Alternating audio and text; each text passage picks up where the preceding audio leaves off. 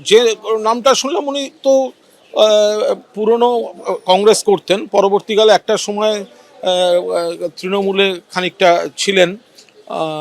তা এরপরে তাপস রায় যখন বিজেপিতে যোগদান করেন তো তখন বিজেপিতে তিনি চলে যান। আজকে তিনি মানে বিজেপি নেতা। ওই অরুণ হাজরা বা ওই চিনু হাজরা যদি ইনি হন তাহলে মানে তাপসদার বন্ধু লোক, তাপস রায়ের বন্ধু লোক প্রকাশ্যে আজকের দিনে দাঁড়িয়ে বিজেপি করেন, এটা নিয়ে কোথাও কোনো সন্দেহ নেই। উনি বিজেপির উত্তর কলকাতার নেতা। বিজেপি এখন উত্তর দিক যে তাদের নেতার নাম যখন চার্জশিটে, তো তারা এই দুদিন আগে দেখেছিলাম যে ওখানে দিব্যেন্দু অধিকারী সুপারিশ করেছেন, ভারতী ঘোষ সুপারিশ করেছেন, সেই সব আমরা প্রকাশ্যে দেখেছি। এরপরে না মানে আমরা সেগুলো দেখেছি। এখন যদি চার্জশিটে সরাসরি কারোর নাম থাকে তো তো বিজেপিকে তার উত্তর তো দায়, উত্তর এগুলো সবই বিজেপিকে দিতে হবে।